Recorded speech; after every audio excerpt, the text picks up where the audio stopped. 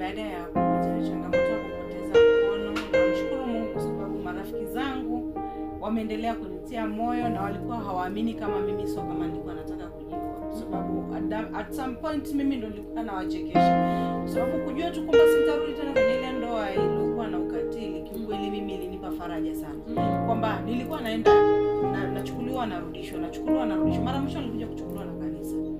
Mpaka nikaenda kupoteza mkono.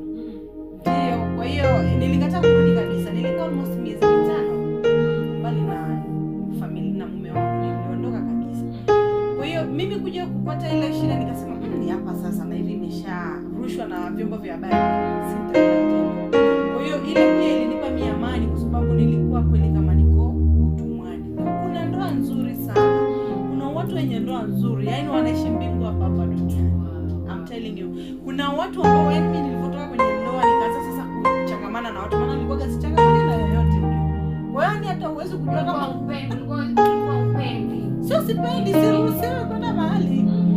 Yaani ni kama nimefanywa kidnapping step. I'm telling you. Yaani uruhusiwi kwenda mahali hata kwa ndugu zako uruhusiwi. All the time unaonekana kama labda unaenda kusema kama unateswa. Ukiongea na ndugu zako unaonekana kama unaenda kusema siri za hii familia kwamba unafanywa hivi 1 2 3. Kwa hiyo kiukweli nilipotoka sasa ndio kuchangamana na watu. Yaani ukiangalia unazungumza hivi kwa nini kwa mimi hivi nini, lakini yaani unaona what people are enjoying mama.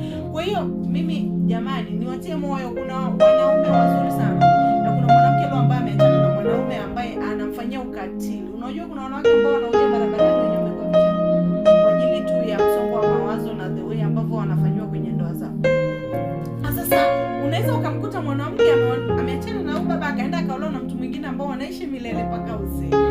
Yes, so at some point unaweza umekutana tu na mtu ambao sio kabisa. Na yaani huwezi kusema wao wote ni wabaya, wao wote wako hivi. Wao umetembea na wanaume wote. Umetembea na wanaume wote ukajua ni wabaya. Sio kweli. Kwa hiyo mtu mmoja asikufanye wewe ukawachukia watu au ukalipiza kisasi. Mimi sasa jamani wanaume nisiwapende.